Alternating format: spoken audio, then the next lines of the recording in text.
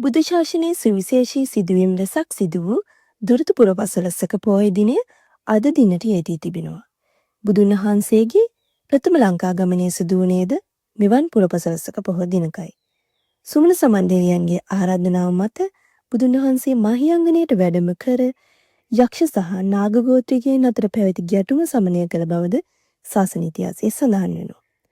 මහා නාග නම් වනෝද්‍යානයට රැස් වූ යක්ෂ පිරිස එකිනෙකා සමග යුද්ධ වැදීමට සැරසී සිටි අවස්ථාවේ බුදු හිමියෝ මේ ස්ථානයට වැඩම කොට ඒතිපාතිහාර්ය දක්වා ඔවුන් දමනය කළහ.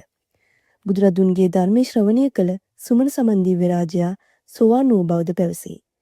වෙඳුම් පිදුම් කිරීම සඳහා පූජනීය වස්තුවක් ලබා දෙන ලෙස සුමන සමන්දිව්‍යන් කළ ඉල්ලීමට බුදුරජාණන් වහන්සේ ශීර්ෂයේ පිරිමැද කේශ ධාතු මිටක් ලබා දුන් බවද ඉතිහාසයේ සඳහන් වේ.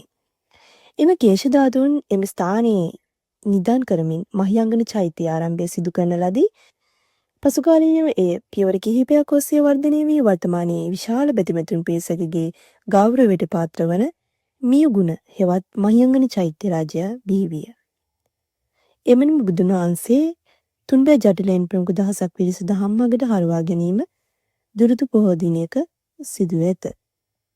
දුරුතු පොහොය වැදගත් වීමට හේතු සාධක වන තවත් කරුණක් වන්නේ බුදු පියාණන් වහන්සේ බිම්බිසාර රජතුමාට ලබා දුන් ප්‍රතිඥාව ක්‍රියාත්මක කිරීමයි.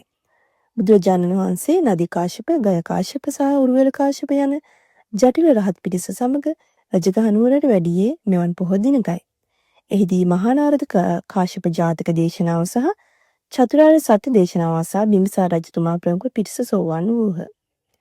බෞද්ධ ඉතිහාසයේ ප්‍රථම ආරාම පූජාව වන බිම්බිසාර රජු විසින් බුදුන් වහන්සේ ඇතුළු මහා සංඝරුවනට වේළුවනාරාමයේ පූජා කළේද අද වන වූ පොහොය දිනකයි. එසේම ලංකාවට සුවිශේෂී සිදුවීමක් වන කැලණි රජ මහා විහාරයේ වාර්ෂික පෙරහැර ආරම්භ වීම සිදුවන්නේද දුරුතු පුරපසළොස්වක පොහොය දිනකයි. මෙසේ ආගමික හා ශාසනික වශයෙන් වැදගත් වූ කරුණු රැසක් මේ දුරුතු පුන් පොහොය දිනේ යෙදී තිබෙනවා.